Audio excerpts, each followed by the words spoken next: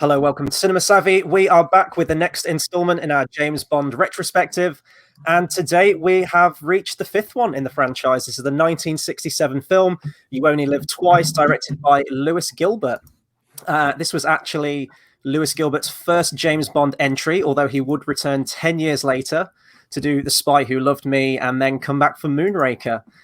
We will have much more to say on both of those films in a good amount of weeks' time.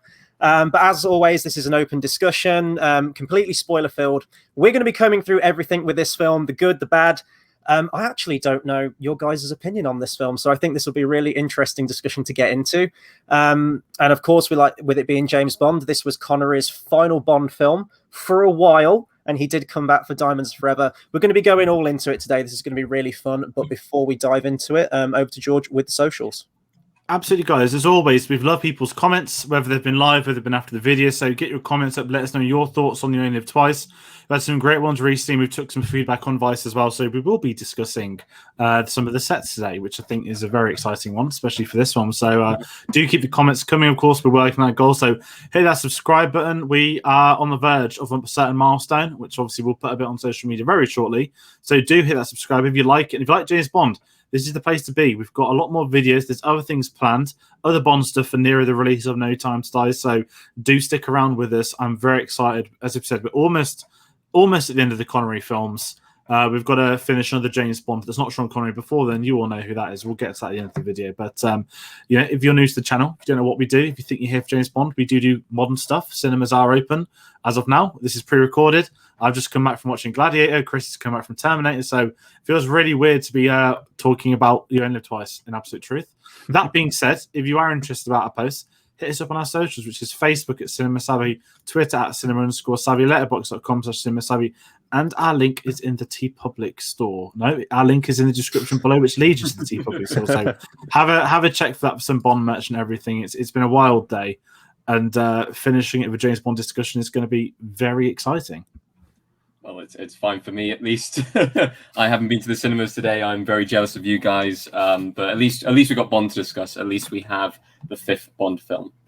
Absolutely. And as I mentioned, we've been pretty much mum on this before this point. I don't know where this discussion is going to lead. We do have a plan, and we're going to kick off with the pre-credits scene. Now, I have seen this film before. I always keep saying this. When we were originally going to do it, I was going through them all. There's only certain elements of this film that I remembered before going into it, which is the villain, who we'll get onto much later in the discussion. But I couldn't remember the actual plot of the film or anything surrounding it, including the pre-credit scene. Apparently, the book doesn't have much of a plot either, but I think, well, probably like many of the James Bond films before this point, this one kind of does away with... It's very loosely based on You Only Live Twice, the book, I will say. I think it pretty much just crafts its own narrative. I thought Moonraker was the first one where we went to space. Apparently not. This was the first one that did it. So this one really, really shocked me. And I've mentioned this in previous Bond reviews that we've done as well. The nostalgia that Austin Powers has to me, and all the jokes that it pokes fun at James Bond, seeing the amusing shaped rocket flying through space that opens up and swallows the US astronauts at the beginning. It's fair play to this film. It is a very simple premise. It's that Spectre are doing some dodgy shit. They're pitting all these superpowers in the world against each other because they want to they want to fuel the Cold War and just have them all nuke each other. It's a very simple plot. And I've always said with Bond, for me and my aged brain, you got to keep it really nice and simple. I thought this was a great opener. Spectre are this ridiculous, cartoony, comic booky, villainous organization. And this is probably them at one of their most comic booky, in all honesty, going to space, having all these endless resources and endless money for all the extortion that they want to do. I thought it was a really solid opener. Now, I do sort of favor the James Bond openings that include him on a mission that's seemingly disconnected. It's like a nice little sort of like episodic thing that gets you straight back into it. Whereas this one is this is actual plot. This is integral to the plot. So I guess it breaks away from the formula a little bit in that regard, but I thought it was fine. I thought it was a decent opener. Sets the stage, essentially. I really like this. As I always, unfortunately, keep saying every video, James Bond is almost context. It's like researching history at the time, what was big. And go back to 67, it's the space race. They've not landed on the moon yet. but America and Russia are deep into that space race. So it's that really interesting dynamic of how is a terrorist organization going to start the war? It's it probably would be the same now if you really wanted to, but it's arming those two against each other, and their common goal was that space race, which would make it easier for one to blame the other, vice versa. So I loved that sort of contextualized. And I also love the ship, how ridiculous it looks. It just opens it up and just eats it. I'm here for it. I love stuff like that. But Chris, I'm with you. I think I've been spoiled by the more recent Bond films, certainly the Brosnan era, where you get Bond on the mission, the credit scenes, and everything's ramped up by 10. And I think Thunderballs was a fun one. It's silly, but it was fun. But you are right. You missed that. You missed that Bond, the introduction to him. He said we get intrigue, which can works, but there's not really much intrigue when you kind of know exactly what's going to happen, which is the difference when it's no Bond means there's going to be a big drama moment. I wonder what it could be, the villains. Oh, no. So I don't mind it, but it's a solid opening for something I think is, again, that historical angle. Okay, my personal opinion on the opening is it's very middle of the road for me. I do enjoy those elaborate sequences at the start, which are completely disconnected. And I think Thunderball was a perfect example of that, with the jetpack and everything that went on in that sequence. And this one, it decides to take a different turn. I am thinking, I don't think having the sequence put later on in the film would work. At the same time, maybe you could have got away with not showing this scene and just kind of having the context of we don't know who's behind it, instead of immediately going it's Spectre, and kind of ruining that and having that as the kind of thing. We all know it's going to be Spectre. I was going to say Spectre's behind everything in every I film. know, but there could have been a little bit of a surprise of oh, okay, they're kind of ramping up the race, but we don't see how they're doing it, and then having that kind of shown later on how they're able to pull it off. But it's a solid opening. It's not ridiculously elaborate. It's not ridiculously boring. It's somewhere in the middle. It gives you context for the film, and it sets the tone, I'd say. It shows that this film isn't going to be as punny and upbeat and as adrenaline pumping. It's going to be a more serious tone to it, and it's going to be more focused on that organization of Spectre. And I mean, I guess they do have Bond in at the end before the credit sequence starts, but it does show a more somber tone even from the beginning for him. Yeah, you mentioned it's less punny, and one of the sections in our plan much later on is the puns. This is kind of like a tradition I've been keeping up with. Scraping the barrel up. I was really scraping the bottom of the barrel for this one. In fact, I'm probably going to have to Google it before I get to that point to remind myself what it is. But I don't know if I won't say serious, because I mean this is a very campy opener, but I don't know if it's campy sort of in hindsight and sort of the bigger picture, looking at all the James Bond films. I don't know how this would have gone over at the time. I will say though, for that one astronaut, absolutely horrific death. One of my biggest fears, other than giant open stretches of water, is the giant endless void of space. Absolutely horrible when that one guy gets snipped and you just see him sort of flying away. Horrible. And as George mentioned, the historical context of the space race, I was actually wondering, did this film come out after 2001: A Space Odyssey? But I just checked, and 2001: A Space Odyssey came out 1 year after this film. So maybe this was the inspiration for that film. Who knows? But yeah, it's a fine opener, and you still do get your little James Bond sting at the beginning as well, with his sexual escapades as you get. I love that edit, by the way, though, where it's the British guy in the big discussion board meeting, and he says oh, our top agent is working on it. Cut, and he's in bed with the woman. I love that. I thought that was a brilliant cut. But yeah, everything with the beginning, it all sort of filters into the main story. And I know I'm kind of jumping ahead here. My biggest surprise of this, watching the opening title sequence, I completely forgot that Roald Dahl wrote the screenplay for this thing. Everyone's favorite children's book writer. I think this was his first screenplay, or at least of this to this degree. And I was reading about it as well, that he had a really good working relationship with the director. The director would sort of come in and offer some insight and ideas towards him, but then he'd just let Roald Dahl get on with it. He wouldn't sort of follow up for any more things. He took the finished script and he just shot it. He didn't go in and sort of hound Roald Dahl with the production of it. Roald Dahl as well was good friends with Ian Fleming, and Roald Dahl even said that You Only Live Twice didn't really have it. He said it was the weakest book of the franchise and it didn't really have a plot. So I think maybe, and this ties in with the pre-credit scene, is that everything feels connected, maybe because you do have Roald Dahl, who is coming from stories and complete stories and wants a complete package story where everything's connected. And, you know, maybe the production company as well, I think their influence came in with the Bond girls. I think Roald Dahl originally just wanted one, and they said, like, no, we want the formula of the three, the hero, ally, the villain, and then the Bond girl. So I think that was a change from them, but it feels more cohesive as a story, I will say that. And I guess we'll get that to the nth degree when we get to next week, when we talk about On Her Majesty's Secret Service, which is very much that sort of self-contained story to it. Yeah, I want to speak the Roald Dahl stuff because I was amazed a couple of years ago and I found out that this Roald Dahl wrote the screenplay, and it's one of, I'm not going to include Willy Wonka and the Chocolate Factory because he like disowned it completely because they changed so much, but this and Chitty Chitty Bang Bang, which I think came out the year after, another Ian Fleming book as well, which is worth mentioning, which also featured Goldfinger in as the king, which is a film I love. But yeah, I think you mentioned the lack of one-liners. I wonder if some of that is Roald Dahl, and I was researching sort of yesterday after I watched it as well, that when you look at the books done, he'd written Charlie and the Chocolate Factory, I think James Giant Peach. He hadn't yet gone on to have that library, which we all know and we've all grown up with. So it's really fascinating seeing him in that sort of screenwriting attempts, because it does feel, I'm not going to say the weakest screenplay, that's unfair, but you wouldn't know it's a Roald Dahl project without the name credit or knowing that he wrote it. And it's not sitting here like it's this wondrous James Bond's marvelous adventure or something like that, which he probably could have done, but it feels very, it sounds horrible, flat. There's not the one-liners. It's trying to take itself a bit more seriously, but it wants to add in some of the over-the-top silliness. And that's where I struggle with it, that you can't embrace a part of it. You need to embrace all of it. And I think that's where you lose some of the I don't want to say beauty in a good way of Bond, but you lose some of that stuff you used to in like the over focus. I think there's so much focus on like the gadgets and the action stuff in this one compared to the previous ones that they really home in on the formula. I know I'm kind of waffling on a tangent now, but especially when this one is the big reveal with Blofeld as well, which we'll get to in a bit, that, you know, we've seen him crop up a couple of films.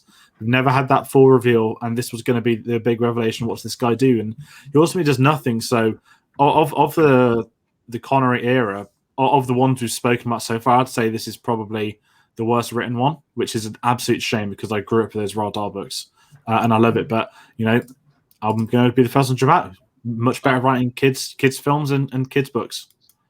I'll say that it's probably the worst written one. I completely agree with you there, because he probably had the most to do at this stage. I know we're at the stage now where the Bond books, we've gone through all of them, and now it's like new material every single time. But back then, it was always an adaptation straight from the book, and the book of You Only Live Twice is so bland, and it has a very unusual plot. I believe it involves suicide gardens in Japan and stuff like that.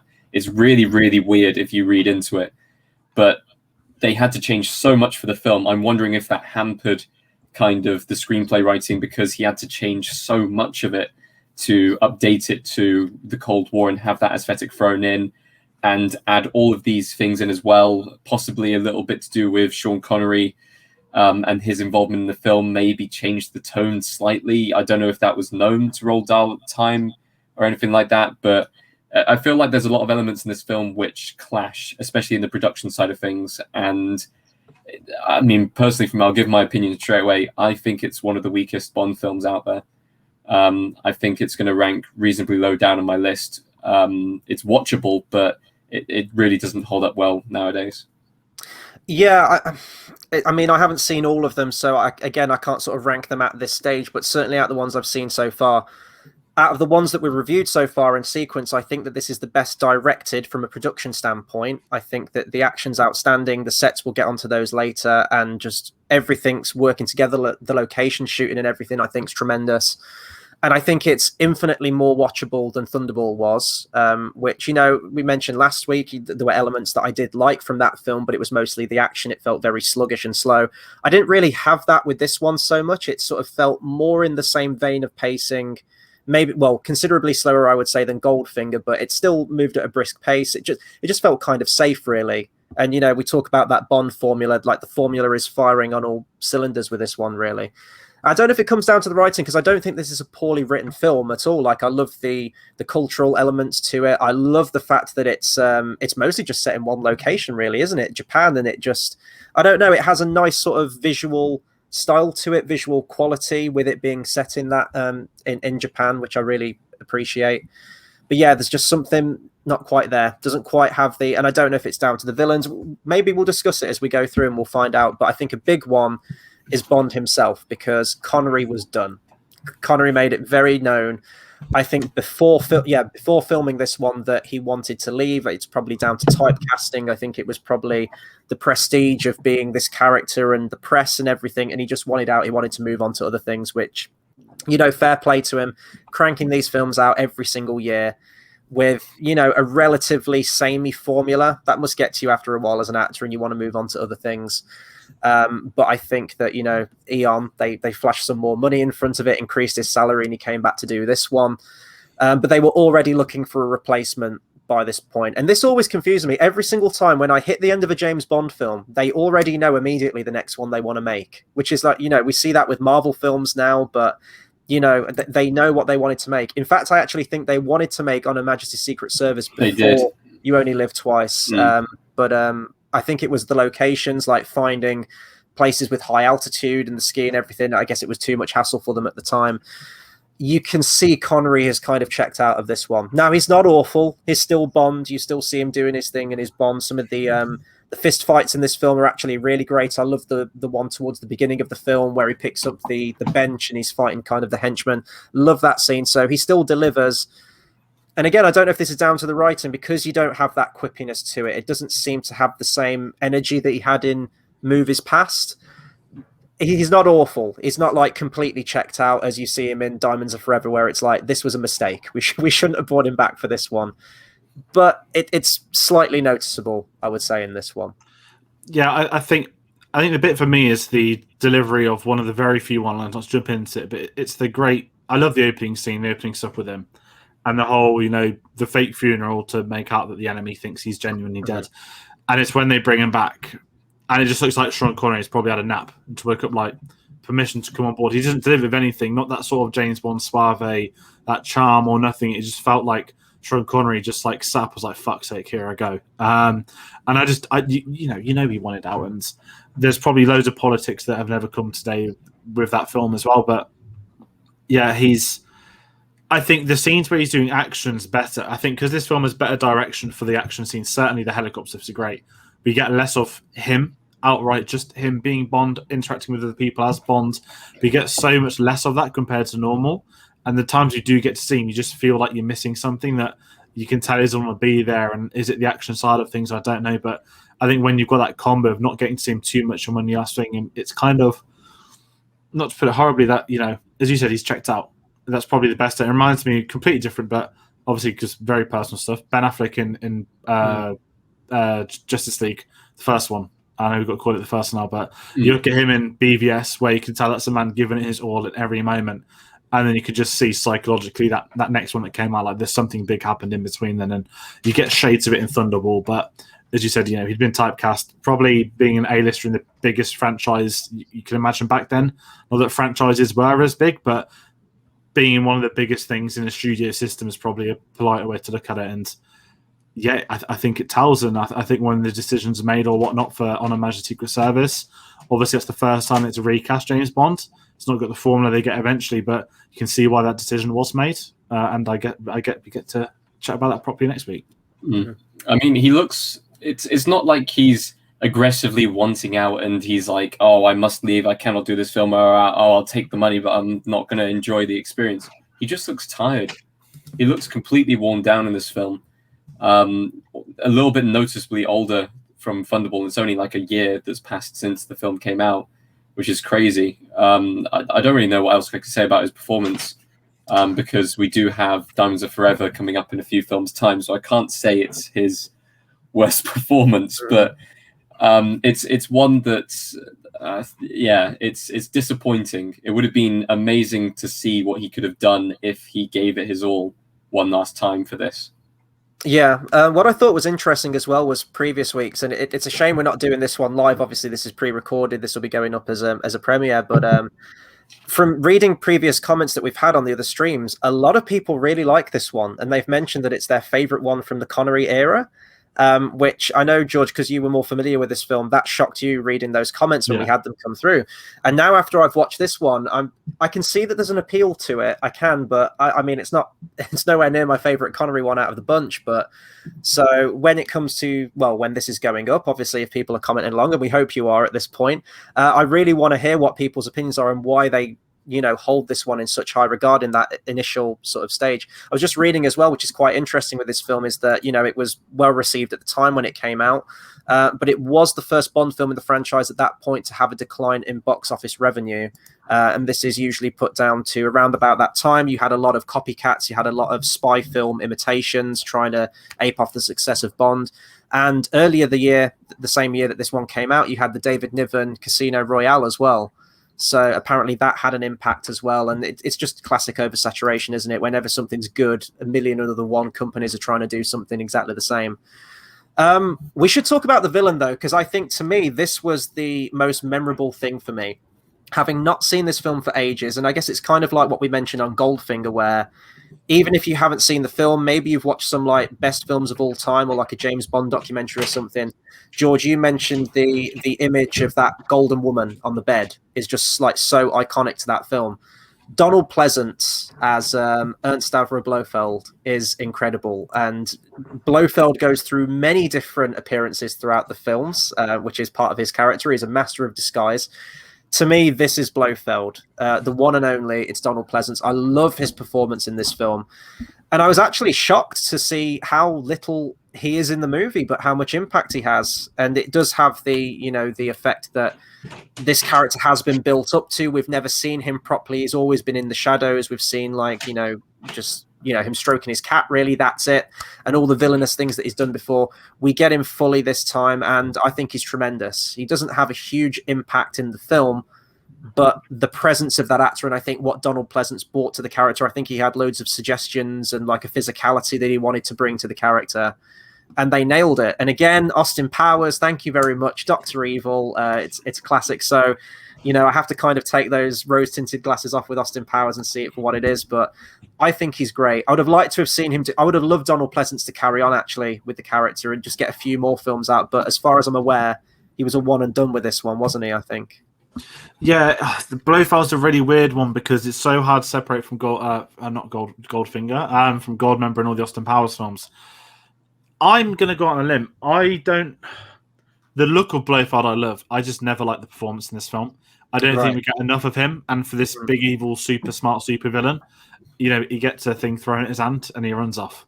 And I know that's the point, is that he escapes to come back again and he's just megalomaniac. But I just don't see him as that villain. I know he obviously is and he's been leading it, but as I said, the look I love, I've missed something in the writing and the performance from it. And that's my struggle with it. That, I much prefer the On a Majesty's Secret Service one. Maybe that's because he looks like Imhotep from The Mummy. I don't know, but yeah, I remember that. It's one of them where I think because it's such a definitive, incredible look. I think even they knew that we can't just get every guy to come in and have like a makeup dodgy eye, because we want him to be this weird recast thing each time, which is very strange. It gets weirder each film. And obviously that wouldn't happen today because we're getting Christoph Waltz back in the next one. We didn't recast him into Freddie Mercury, but I struggle with him. I think I'm not going to look at it from that perspective of 5 films built, none of that. I just love the fact that for the reveal of him popping out the chair, that he had that eye. We've grown up knowing that was his image, but can you imagine back then when no one had a clue, and you'd seen this guy stroking a cat for however many years, and you see that image, and it's a great image. I just didn't enjoy the performance, and I think that's maybe more down to the writing than the actual acting. I am going to include the build-up from the previous 4 films going into it, because obviously we weren't around at the time, but I'm sure that would have been such a kind of big build-up of hype. Like, just what's he going to look like? Are we finally going to see him? And how much of a threat is he going to be when he finally is the main villain of the film? And he pops up, and I mean, it's a credible performance. It's not like ridiculously bad. It's not, I wouldn't say it was ridiculously good as far as villain performances are concerned. He's got limited screen time and he does what he does with it. Like, that's all I can really say on that. Like, I wish that he was given a little bit more. because I think as far as a threatening villain's concerned, maybe including him for an extra 10 minutes, like just in the plot and having his presence there and being able to see him and just people taking in that kind of fear, like, because as soon as he reveals himself, he does nothing. It's like you expect him to reveal himself and then do something diabolical or do something that is going to be like finish off the world, but his plan gets foiled and it's like, okay, like what next? Like, he's escaped, he'll be back again, but it takes away a lot of the threat because he doesn't pull off any part of his plan. I know that the villain shouldn't win in a Bond film, but at the same time, I would have liked him to get some kind of smaller victory in there somehow, and he just didn't get it.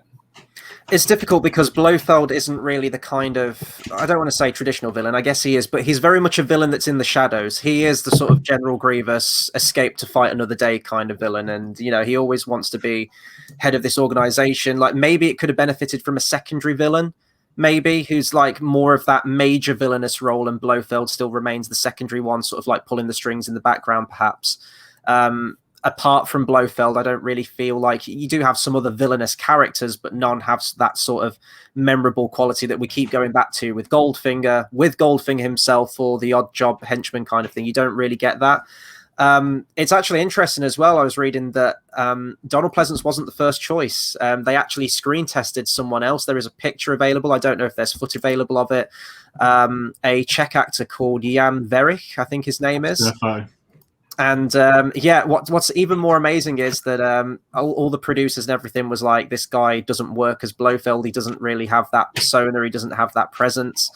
And even the director eventually said he was a poor choice. This is a quote, because he believed that he resembled a poor, benevolent Father Christmas, which is a wonderful description of him.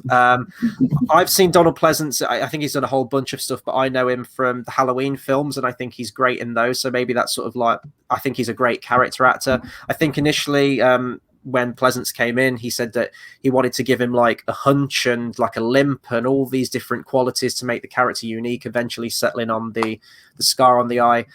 I get that, like, he doesn't really do much in the grand scheme of the plot, but I still quite like, I think it's just that you do have that build up and you finally get the reveal of him, maybe.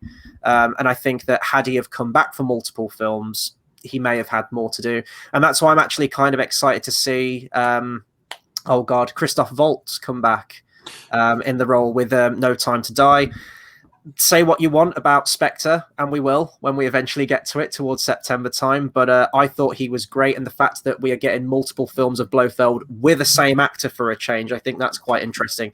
Don't know how much he's going to filter into the plot yet. Of course, he might only be like a one and done scene in it, but it's interesting. We need to move on to the Bond girls. There's another three. There's another three of them with this one.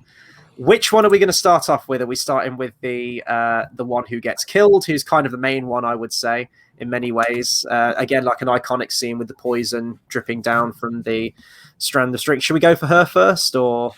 Yeah, let's go for her. I'd say so. They rank her as the main one. I don't mind her. She's what I always laugh at is, I don't know if they use the same shots, but whenever she pulls up in the car to save him from that same building, I've never researched, is it recycled footage? Because it always looks like it, but I don't mind it. It's just so strange they kill her. Like, it doesn't really make much sense. Like, you've already had a failed Bond girl that's ultimately been the villain, who also will get to speak about, who has a very violent death, silly death. But this one's like, oh yeah, we're just going to send an assassin to kill James Bond in his sleep. And this assassin guy that's dripping stuff down is just going to accidentally miss and, you know, not do anything. So I don't like the way she goes. I think she deserves better. I thought she was one of the more enjoyable ones out of this film, and I thought it was really anticlimactic. Like, oh, she's dead. She like coughs, and then it's done, and then the guy gets shot, and it just feels like a very odd scene. I don't know why they did it. I don't know if it's part of the book, but I just think that bit didn't make any sense. It feels like it's thrown in for the sake of shocking people and nothing else. Like, as a viewer back then, like, I'm not saying that back in the good old days, they didn't have kind of intensely woven story threads, and you didn't have that kind of build-up and stuff like that, but it almost feels like a soap drama, like an EastEnders end of episode moment where, like, she rolls over and takes the poison. It is out of place. It doesn't seem to fit into the film at all. But I feel like maybe they had that set up just so that like he could get to one of the later Bond girls becoming a bigger part of the plot, and maybe have it as motivation for him to get revenge. But it never really came across as that. Well, screw you guys. I love this moment. And I think it is justified in the plot. So we're talking about Aki, played by, oh God, here we go. Akiko Wakabayashi. I think that's not how you pronounce the name at all. But I tried. I get points for trying, goddammit. I love this scene. I think it's easily probably one of the most iconic Bond scenes, like from those earlier ones, in fact. Like I've always remembered seeing that scene.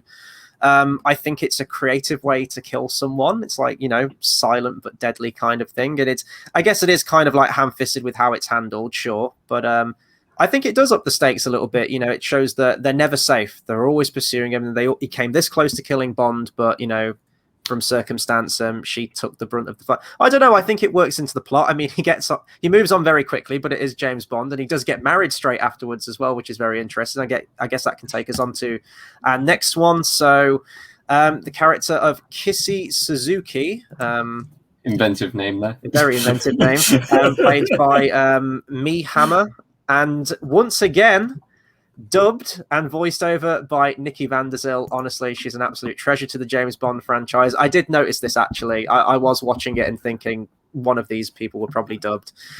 Not much to say about her at all. I think it's probably down to the fact that she's introduced very late into the film, and that goes back to almost like the Ursula Andress kind of Bond girl, where she's just there, and that's it. She's just there to be seen, not heard. As is, I mean, we'll get into my pun later, or one of my favorite lines, where, as is custom in Japan, women are beneath men, and her character does kind of feel very much in that regard in this one. They even recycle the final scene as well, the rubber dinghy in the middle of the open water. Can't remember, was that Gold? No, Goldfinger was the parachute, wasn't it? Yeah. Was it Thunderball? That it must be Thunderball because. Thunderball and Dr. No as well, I think, wasn't it? They're being towed at the end. How many films? Because hold on, how many films does Bond have where he finishes up in a rubber dinghy? Because there are more later on in the series as well. Dr. No, Thunderball, before they do the sky hook thing. I want to say and this one. I think there's three so far. 3 out of 5. Spy Who Loved Me, definitely as well. There's a parachute one in Die Another Day. Oh God, there's too many Bond endings where it always just ends with something like that. It's a trope. The thing with Bond is that the tropes work within the series. It's fine. We'll let them go. They work in their favor. And what about Kisuki?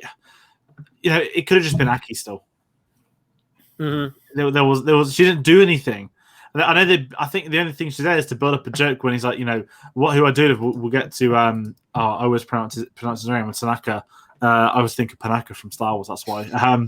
When he's like, she has a face of a pig, and they just make it a joke, and then you see her and she's pretty, and it's kind of like you could have just like had the same actress and not killed her, and it would have been the same story, same character. She'd been with them on the journey and whatnot. But that's where it comes down to. She just doesn't do anything, and maybe that's more of a reflection of how the Bond girls were in the '60s, and so, again, taking that contextual approach to it. But it's certainly a downgrade on Domino, I'd say, from the last one. Mm-hmm.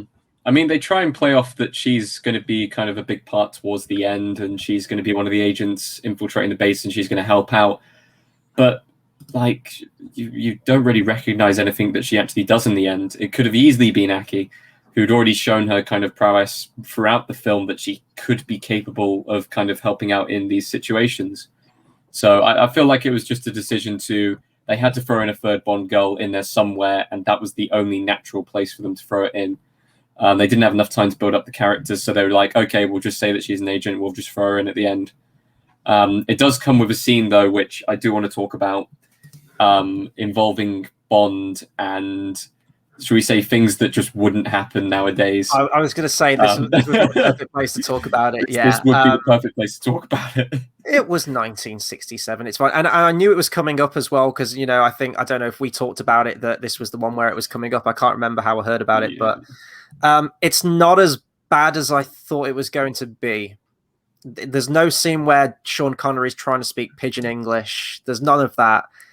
The makeup is, I guess you could say it's offensive. Again, it's not as offensive as I thought it was going to be. I think I built it up in my mind to be this horrific thing. And Tate, you're absolutely right. You wouldn't be able to do that in 2021, not by a long shot. And it's not convincing in any way, shape, or form. And he's like 2 or more feet taller than everyone else. Even like stands with a bit of a hunch as well. Doesn't need to try and like stand at the same height as everyone around him. It's the kind of hybrid Scottish accent. He tries to slightly put it on as well. It's the fact it's just like let's just put a wig on him and like make his eyebrows bushy, and we'll have Sean Connery sort of squint a little bit. Yeah, and I think that's the problem with it, is that, you know, it isn't Breakfast at Tiffany's, and it isn't, as you said, Chris, it's not The Voice. I'd be pained to hear Sean Connery attempt to do something like that. That, for all we know, they tried it on set one day. I bet they did. I bet you they did. And the moment a word came out from his accent and an intended accent, it was probably one of the worst things that was ever said on camera, I'd imagine. But yeah, it's not good looking back. And, you know, James Bond's got a history of that for a lot of things across a lot of the films. But this is something I'm glad they didn't do. And I always get worried thinking, you know, what James Bond films I grew up with that I'm going to look back on one day and it's like an absolute shit show. I always think of Die Another Day. I'm like, he didn't take the piss out of Korea. He wasn't racist to Korea. No, he wasn't. And you go out to the 60s ones, you kind of like, fucking hell, like looking at it from 2021, and it's just like, whoa, like obviously none of that's going to land now, and it shouldn't land now, but it's just one of them where it's so disturbing to see the clips of it again. But it's not as bad as I thought. I think because I braced myself for some more stuff, for some worse stuff, and I'm going to say this, it's not even, I'm not going to say it's not the worst thing that's been done in a James Bond film. I'm not saying it's not bad. But there have been some truly awful things over the 50-plus year history of it. So it's on the list. I don't know if we'll have I don't know if we're going to have a discussion on the worst things that ever happened in a James Bond film. But this would probably be in the top 10. It's up there with James Bond helping the Taliban. I mean, I feel like I kind of prepared you guys for this, because I kind of gave you a bit of a pre-warning. I was like, oh wow, it is bad, but maybe my reaction to that was because I hadn't seen it in 3 or 4 years, and then suddenly I went back through and I was like, oh yeah, You Only Live Twice, completely forgot about the scene, and then suddenly it happened. I was like, oh my god, oh okay. So I was completely blindsided by it. It's fine. I don't think we need to cancel Sean Connery or anything like that, or cancel You Only Live Twice. It's fine. It's just the sensibility. There's other things he's done. Yeah, you know. Paying tax for a start. But anyway, the man's passed, so I don't want to get into that. But there could have been many other things said that's not even tax related. Yeah. But let's quickly awkwardly move on before we get cancelled. The third Bond girl. We have Helga Brandt, number 11, who is played by Karen Dorr. I like one scene of her character in this film, the bit where James Bond's tied up and, you know, she says that, you know, we're going to kill you, torture you, whatever. She's complete villainess, but I love that moment where she is sort of like giving into her desires and everything. That's probably one of my favorite scenes in the film, because I love that dynamic that Bond has with the villains. To me, though, it did seem like they were trying to do a Thunderball again with the character of, I think it was Fiona Volpe, wasn't it? I think from that film. You can't even get close to Fiona's character, especially going through all these films in sequence. Fiona's easily probably up there as one of my favorite characters out of all these earlier films so far. I even want to go so far as to say she kind of looks the same as well. Like visually, she looks very similar. The personality is very similar to the character of Fiona, but especially doing that one film straight after as well. I'm all for a formula of having like a villainous Bond girl essentially, but make her slightly different, give her some like unique quality, because the way that I see it in this one, she doesn't turn in a bad performance or anything like that, but it is so similar to the previous one that came out that I just can't get that character out of my head. This is one that it's a poor person's opinion, of our opinion. I always get infuriated by the death, because say what you want about Piranha Tank, is cool. It's so pathetic if you watch that death back. Like she leaves with, I always forget the character's name, the other agent. Tiger? No, it's not Tiger, is it? It's the villain one, and it's like she stands there to hesitate for 2 seconds for no reason. She's got to stand on the spot. Over to make sure the fact that he crossed that bridge first, because we knew it was coming for one of them. And you know, I know it's the whole iconic Piranha Tank. You know, we had a Shark Tank last time, and You know, you don't see these piranhas, so I guess you can't be too afraid. But you know, it gets that trope, isn't it? You see the sea creature. You know, this film is going to have someone fall in there. That's how it goes, and it did go that way twice. But it's just one of them, like, not needless deaths. It's just, oh no, I wonder who Spectre will kill for failing them this time. We've never seen them do that before, hey? It's just one of them where you know it's coming. It's just a bit boring, I think, because it reminds me so much of Thunderball. It reminds me a lot of also going back to From Russia with Love when they fell in. It's just that analogy that you expect it from Spectre, and I think that's where some moments are lost because they become this villainous trope that you lose some things, and I think that's one of them. Is just that sort of suspicion of, oh, if they fail, they're going to die. We know they're going to die. Yeah, it's not Monster of the Week, it's what's going to be in the tank this week with Bond films at this point. They've done it a few times in a row, and it's like, oh, what's going to be next in the Spectre Evil Hangar? And it is an awkward scene to watch. The pause is visible, shall we say, for people who haven't seen the film. It is very awkward. And yeah, it's I completely forgot that she was in the film even after watching it again. She's a forgettable kind of evil side villain Bond girl as far as the context is concerned. I think Thunderball kind of shows that off way better, and even Goldfinger, I guess you could go with like Pussy Galore as well, with almost filling into that category of kind of being evil and then switching onto the good side towards the end. But still, like, yeah, as a character death goes, it's evident. Yeah, I agree. Next on the plan, we've got directing and screenplay. I guess we've already kind of touched on that already, but I do want to talk a little bit about the production of this film, because there were kind of like some really scary horror stories with this one, really. So I did some reading, and apparently the director, Broccoli and Saltzman, the production designer, and the DP all went location shooting for 3 weeks in Japan. They were scheduled to get a plane back, and it was all booked and everything, but they chose to stay at the very last second to watch a ninja demonstration. That same plane crashed 25 minutes after takeoff, killing everyone on board, which is mad to think about that. So I guess we, just a short moment of silence to thank ninjas for existing, so that they went to that ninja demonstration. And apparently one of the cameramen got his foot severed from the gyrocopter scene, which is just horrific. I know that, I think, was it from Russia with Love? We talked about the production was just absolutely insane. That was the one that was really down to the wire, wasn't it? And I think like a boat capsized and everything.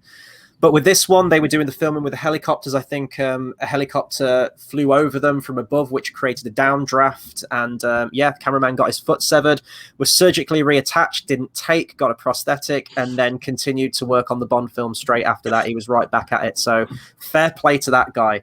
I didn't realize this production was just filled with horror stories like that. But I think the plane crash one really got to me thinking about that. And I mean, thank God that didn't happen, because could you imagine? We probably wouldn't have any more Bond films after that point for us to enjoy. Do we want to talk about the gyrocopter? Because this is sort of like Little Nelly, yes. I did have the name up here real quickly. I didn't realize it had this long-winded name to it. Here we go. The Little Nelly WA116 Auto Gyro. It's completely random. It shows up for one action scene, which I do think outstays its welcome as an action scene a little bit. It's long enough to play the entire James Bond theme in full statement. It's fine. I guess if they needed an action beat, it's okay.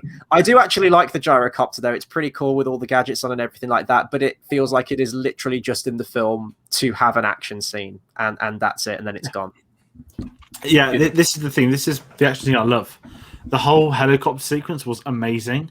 And I think you watch this, think, whoa, like this is 1967. This was a big deal. Yeah, I thought it was very well shot for the technology they would have had at the time to be able to have multiple. I mean, I don't know if some of them are maybe smaller remote control vehicles, who knows, but that looked incredible. And I'd say that's one of the best looking action scenes of the Bond films up to that point. It's not up there, viewers, but that's when you know it looks real, it feels real. It doesn't feel like the normal sort of the projection stuff. Moments, of course, do feel like it, but I love that scene so much. It's kind of pointless, but I just don't care.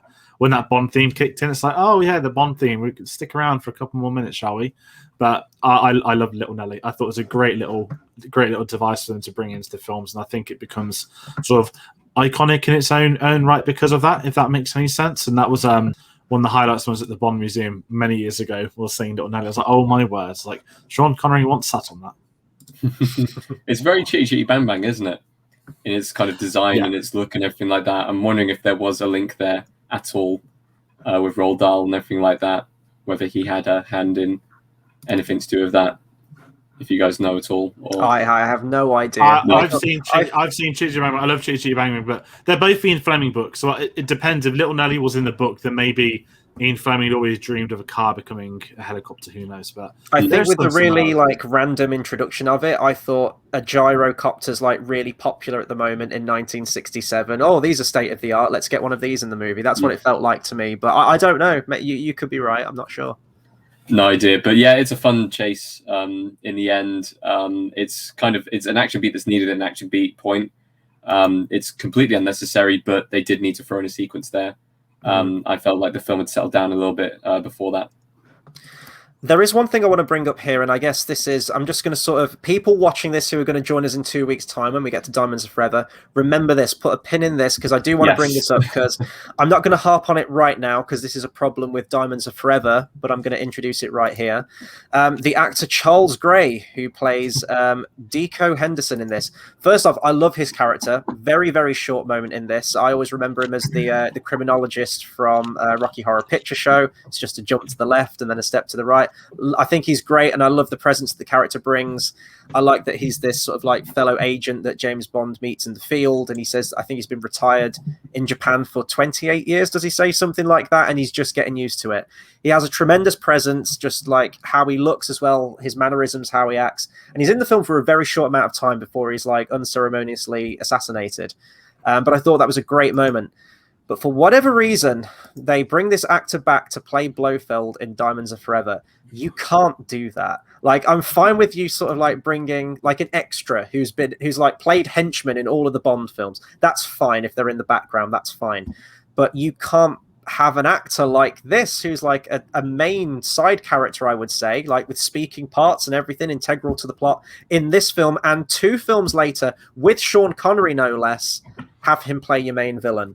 Because I remember watching these in sequence, getting to Diamonds Are Forever and thinking, is this like a big twist? Was he Blofeld the whole time? And Donald Pleasant's Blofeld was just a smokescreen? Is it like a Ra's al Ghul situation going on here? I was so confused. And no, he's just plays another character. I guess you can do that in the Bond franchise. I wanted to mention it now because obviously I am going to be bringing that up again when we get to Diamonds Are Forever. Very strange decision to bring him back. But in this film, in isolation, I really like his character for the short amount of time he gets. Yeah, it always reminds me, I know this one came 40 years after, but I can't ever remember the character's name from Doctor Who Season 3. The companion, is it Freema Agathon or something? Oh, Freema Agathon, yeah. She played someone that died after like 1 minute in Season 2. Oh, wow. And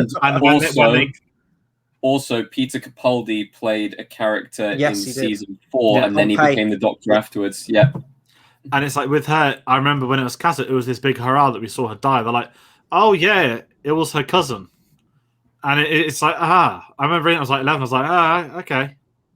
And that's why when I see things, I always remember like, oh, yeah, you just this. And I think maybe the beauty of looking at this 40 years later, that if that happened in this day and age, you know, it's going to be, you know, we know the internet. We know there's clickbait pages. We know everything. Like, was it all connected? Was it 2 films in the planning that X, Y, and Z happened? It was all connected. It's like, no, like they clearly just had an actor they enjoyed using, realized that they should have been in more, and just try and like back away from it and be like, yeah, we'll give you another go. People won't care.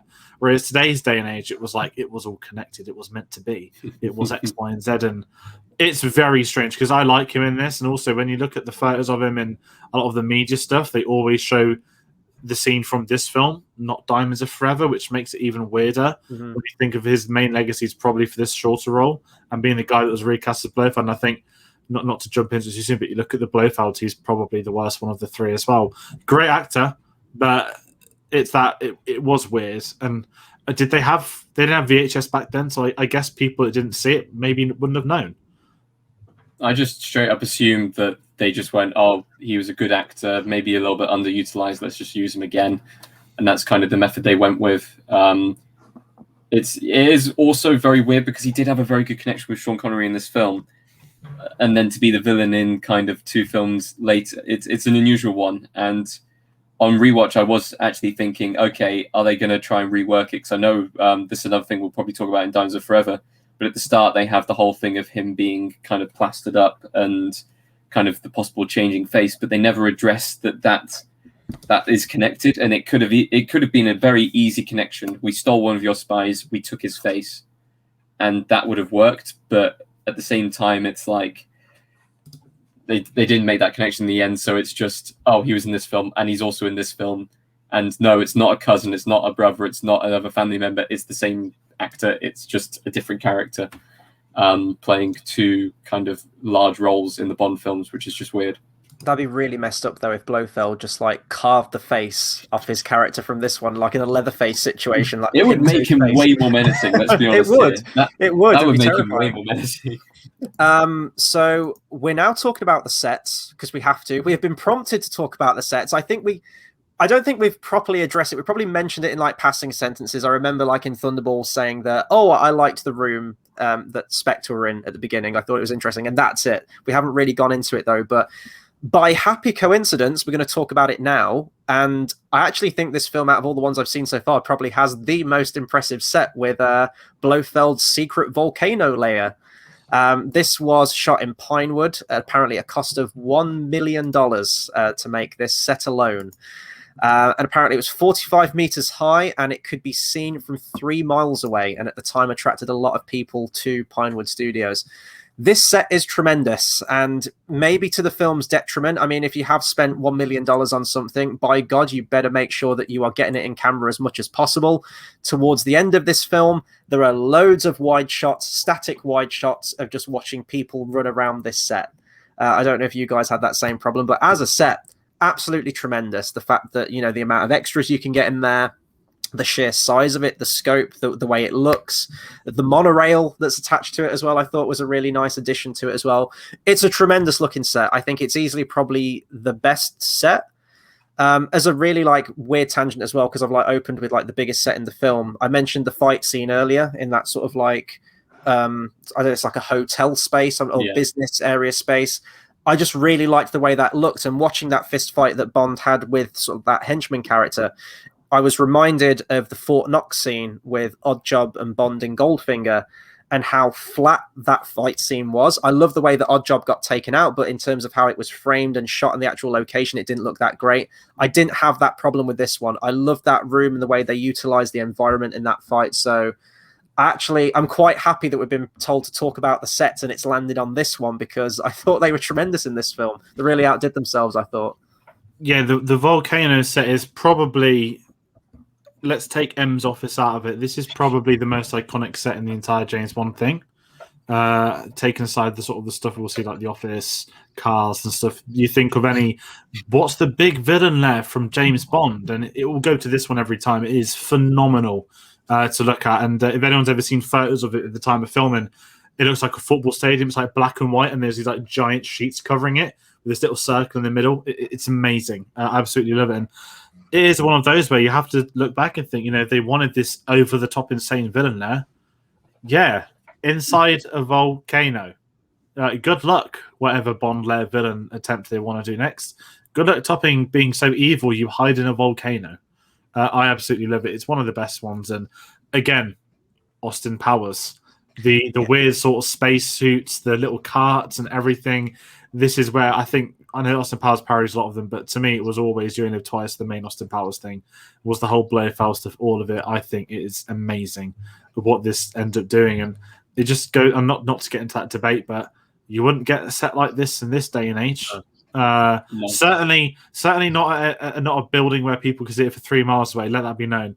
I think Star Wars is filming at Blackpool Beach and people were still leaking photos. So it'd be amazing for someone to try and do something like this. But you know, you see things like this, and this is where, you know, as much as I'm not a massive fan of the film, once you get to the volcano, it's like you watch this film, it's like, okay, I want to get to the ending. Yeah. Like some Bond films, you want to get to certain moments, and this one is very much, I want to get to the volcano scenes, please. And it's just to see the size of it. It's almost like, I guess, the Death Star in its own little weird way. Mm. Obviously, a lot bigger than the Death Star filming it, but it's that like grand, spacious, clean, sleek design in a very weird world. Yeah, it is such a cool thing to just see. Like, it is absolutely iconic. And one of the things that I love about it was that after this film, they kind of went, we need to make the villain layers even more elaborate. And they finally did get around to making them almost unbelievably elaborate on the same scale as the Volcano when it got round to the Roger Moore films. But at the same time, like, this is when you think of Bond layer, it's immediately, oh yeah, You Only Live Twice, it's the Volcano, it's the spacesuits, it's everything. To the point where even like when you get around to watching Moonraker again, the set looks so similar. It looks so ridiculously similar. I'm not sure if it is the same set. It can't be. But it's just reminding you of this kind of massive achievement, I guess. Even some of the smaller sets in this film are brilliant. As kind of corny and cheesy as it is, Bond being kind of trapped into the slide and going into the room. I love all that stuff that they managed to do in this film. Every single little detail that they have in all of this, it's really well done in this film.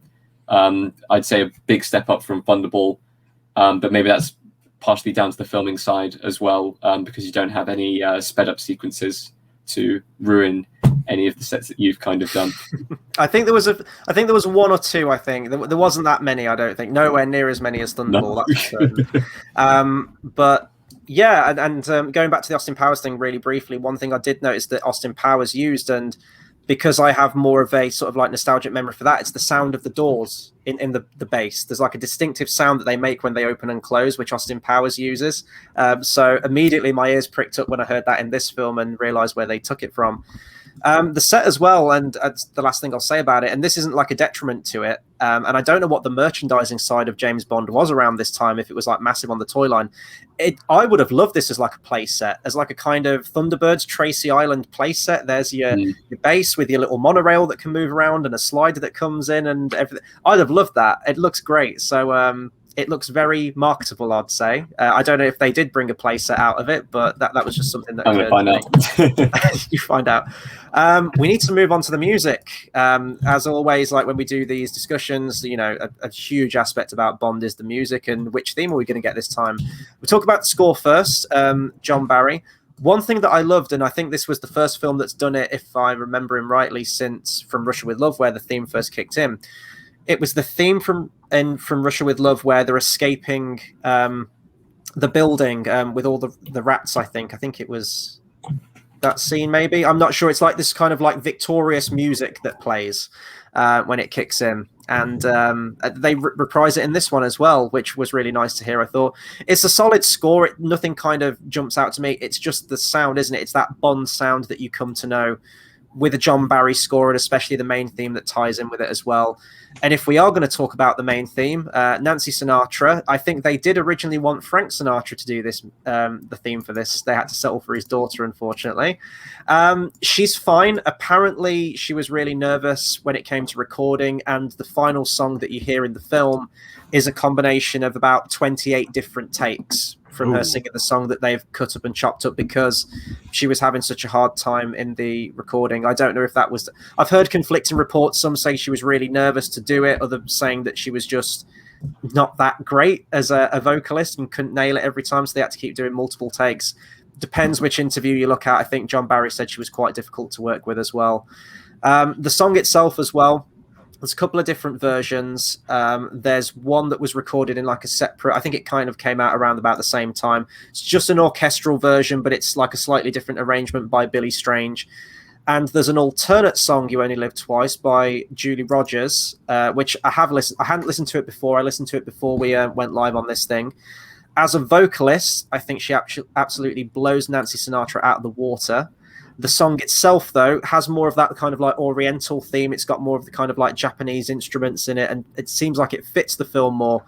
But the song itself feels quite meandering. It doesn't quite have that iconic sound that the one that's in the final film does.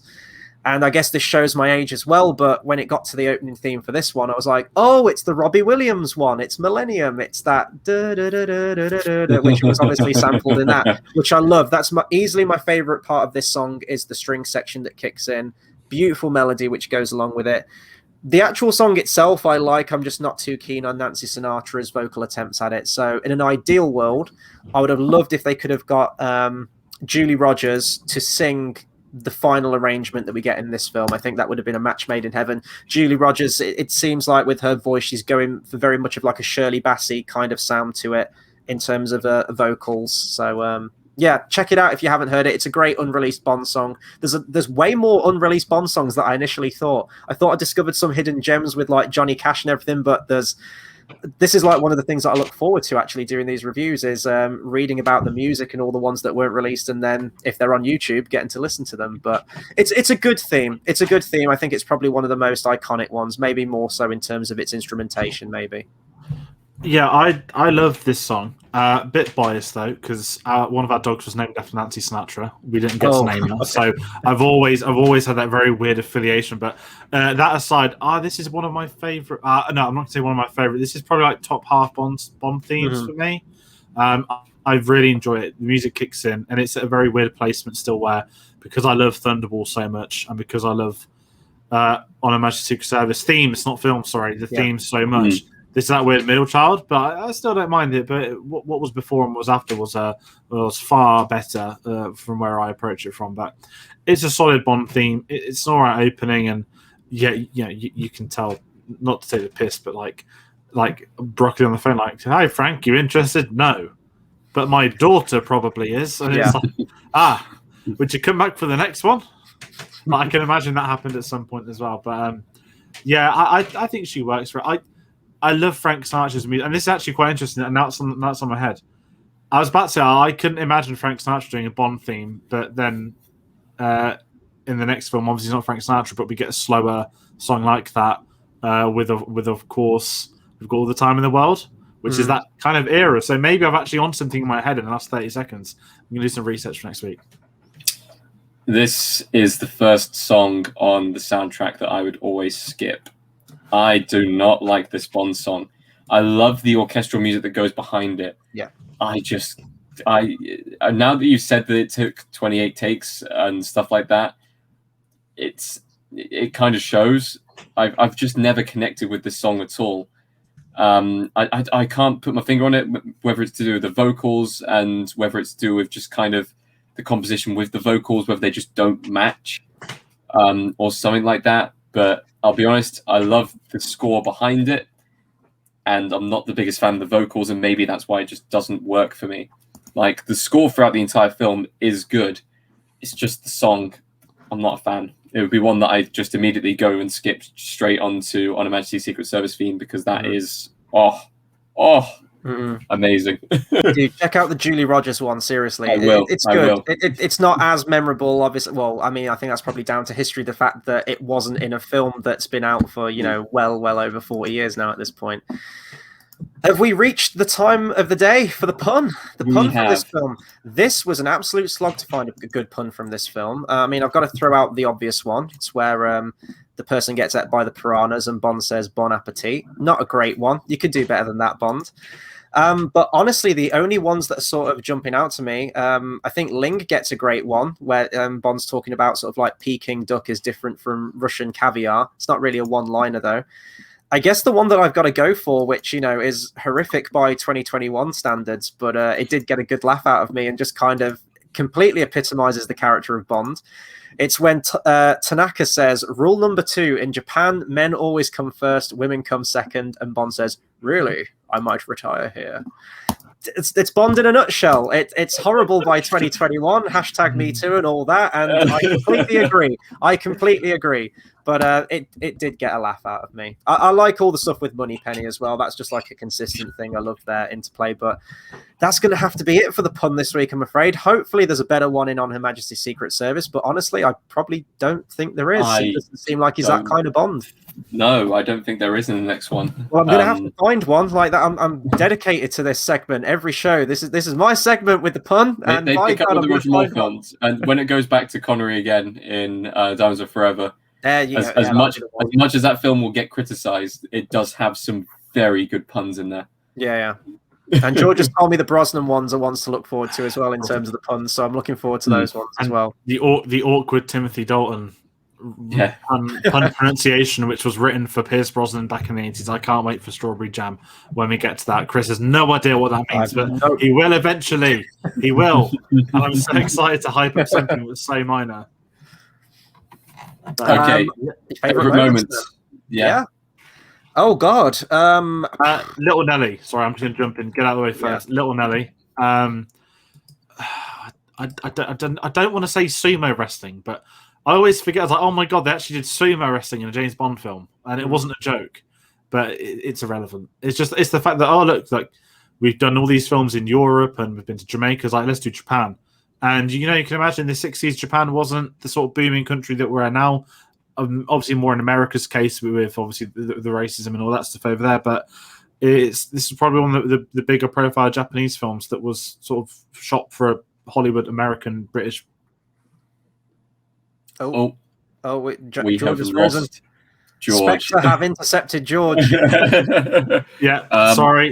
The American. Oh, is he? Oh God, he's still frozen. This is going on longer. He's still frozen. Okay. Oh no! I shall jump in and say my favorite moment. It's got to be the volcano assault. It's so iconic. With all the ninjas going down and everything like that. It's a very, very cool sequence. It's one that you kind of look at in a Bond film and just sit back and just watch the dumb nature of it. The entire volcano assault, for me at least, is my pick. George, do we want to continue with what you're? Yes, I was just going to talk about the fact they go and film in Japan in an era where you probably can't. There was a lot of racism, a lot of everything anti-Japan, and I don't think it had a bad representation. I would say that too. Bar obviously it's more contextual, the sort of the comments and stuff. But yeah, I'm going to watch the sumo fight. Love the sumo fight. Don't know why. It's just amazing seeing that in a film, genuine one. That aside, though, you've got the volcano assault, which is the bigger one, but the Little Nelly helicopter chase for me, that did it. Once that Bond theme kicks in, yes, it's over the top to drop the Bond theme in there, but what a moment, what a sequence. Well, it's not as over the top as from Russia with Love, where Bond literally walks into a room and the Bond theme is just playing in full statement for no reason. I love both of those scenes that you mentioned. To me, I think for both of them, especially at the end, it does kind of fall into that Bond trap with the volcano assault of just loads of people fighting, loads of, indiscriminate good side, indiscriminate bad side, just fighting. Exactly, and you're just watching them kind of smash together for a very long time. It felt like it dragged a little bit. It is ninjas, it's fine. I did kind of go like, oh, okay, I can tune out for about 5 minutes until this whole thing's over. And the Little Nelly scene, filmed fantastically, like really, really well shot action scene. I did think it went on a little bit too long, though. It does feel like it's just in there to crowbar an action scene, but that being said, it is well shot. For me, favorite scenes other than those two, I mentioned the fight scene in the room with the bench. I thought that was really creative. I liked that. And I quite like the escape as well. I can't remember where they're escaping from, but Bond's with the Bond girl, and he does like that sort of like flip off. Is it like on the docks or something? He does those two flips off the thing into like the mat on the floor. I don't know. I quite like that. I thought that was a good like little escape sequence. That's about it for favorite moments for me, I'm afraid. I think we've pretty much covered all like the major ones. I guess now, drawing to the end of our discussion on this film, overall opinions on You Only Live Twice. I went into this not with hype, but I think seeing the comments from all the other weeks and not really remembering this film, I was expecting to go in and being absolutely blown away, like Connery's best one out of the whole repertoire of films that he did before this point. And it isn't that. It is better, I think, than Thunderball, although Thunderball definitely has elements to it. The Fiona character, who I definitely think is by far one of the better things in the Bond franchise. I do think this is a more watchable film than that. That being said, and kind of me struggling to think of any favorite moments from it, it doesn't feel like it has that power, that je ne sais quoi. I don't know, whatever you want to call it, but it doesn't have quite that element of a Bond film for me. I don't think this is one that I would go back to. Of previous ones that we've gone to, I'd probably go back to From Russia with Love. I'd definitely go back to Goldfinger, which is easily the most entertaining ones out of the ones we've had so far. This isn't a bad film, but I'm definitely feeling the effects of the formula after this one, I think. Maybe it's down to like a subconscious thing where you can tell that Connery's checking out. I don't think he's awful in this film. I don't think he's massively checked out, but it is noticeable, and it just doesn't seem to have that same Bond charm. Maybe it's down to the villain as well, comes into it very late in the game and doesn't ultimately do anything, although I do like Donald Pleasance, and the look is very iconic of Blofeld. There's some good elements in there, but it's not real. with a Bond film, you need all the elements of the formula firing on all cylinders, and I feel like a lot of them are quite lacking in this one, which I think brings down the overall enjoyment of this one. I love the location. I think keeping it in Japan pretty much exclusively was great, and I love some of the cultural stuff with it, despite there being a lot of insensitive moments in the film as well. With that cultural stuff, it's fine. It's pretty standard as Bond films go, and I don't think it's going to have the staying power for me as in the franchise overall. Yeah, I'm kind of with you on that. I just think it's below par. There's nothing, bar the set and the look of Blofeld. I mean, there's just nothing really memorable about it. The Bond girls seem wasted. They seem like copycats from previous ones. Bar the helicopter action, I don't think it stands out. You look at some of the best moments of those earlier films as well. I think you can look at this as an accumulation of them taking bits and bobs from the other Bond films, stitching them together and hoping it works. And I don't think it has that. I think Blofeld, I don't want to say deserves better because I hate saying stuff like that, but it's got a great reveal. But that, to me, that's not the villain they've built up towards. It feels very cowardice compared to being this mega mind that, oh no, shit, I've got it wrong. I'm going to try and blow you all up now to make up for it. See you next year. It's got that kind of sort of Saturday morning cartoon villain vibe, and I'm not a big fan of it, but it does have a live piranha tank. So for me, this isn't one I go back and watch. I don't watch that many of the Connery ones on rewatches, but this is, to me, with Diamonds Are Forever, above Diamonds Are Forever, but right near the bottom of his ones where, and honestly, again, I'm going to bother rewatching Godfinger, but yeah, I don't know. I've never cared for this film ever. Sort of growing up, seeing it, I used to show. I just never cared this one was on. I would probably never finish the film once the outbreak started. I was gone. Get the Blu-ray watches. I've only ever watched this because I'm marathoning it. I saw it last year as well. Second time in a year I've watched it because it's better not get delayed this time. We're doing this for real. So this will be the last time I watch this until the next marathon, however many years time that's going to be. Yeah, this is one of those films that just falls into the marathon watch. People don't go back and obviously there was a bit of love for it in the comments, but personally I don't see it. I'm not a fan of this Bond film. It'd be interesting when it comes to the rankings of film where this ends up on my list and everything like that, because there are elements which I prefer from Thunderball and there are elements I prefer from You Only Live Twice, and it would be just kind of balancing those out and seeing which one I prefer overall and which one I think is the better film in that sense. I think you're both right with what you said. Like, I think Blofeld was a little bit underwhelming, maybe underutilized in this film, and maybe it would have benefited from there being a secondary villain, one that can kind of up the ante more than it just being Blofeld, and then Blofeld runs away for the next time. I'll get you next time, Bond, or something. It's just, it gives off such a bad vibe in that same sense. But I'm sure people enjoyed it at the time. I think calling it a product of its time could be very kind of apt and relevant to this film. I don't believe it's aged very well as far as a storytelling perspective and also from a cultural perspective in the same way. So it will be ranking lower, but it is watchable. After I've said all of that, it's a Bond film. If you're tuning in for just the Bond filmness of it, it ticks all the boxes, even if it doesn't do it to the standard that we'd seen before. I think it might be a nostalgia thing with this film. Obviously, I'm going to be reading your guys' comments. Please do let us know what you think of this film, though, and let us know why you hold it so near and dear to your heart. Is there something that we're not seeing? Is there something we forgot to talk about with this film? Do get comments in, like, comment, share, subscribe, because we always love replying to you guys' comments and chatting about Bond as well as we continue this franchise.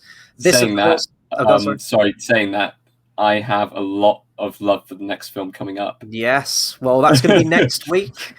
We say goodbye to Sean Connery just for one film as we move to Lazenby with On Her Majesty's Secret Service. We will, of course, be going live, we assume, for that one, Tuesday the 25th of May, 8 p.m. Even if we're not live, even if it is pre-recorded, that one will still be going up at that time. There is the schedule once again.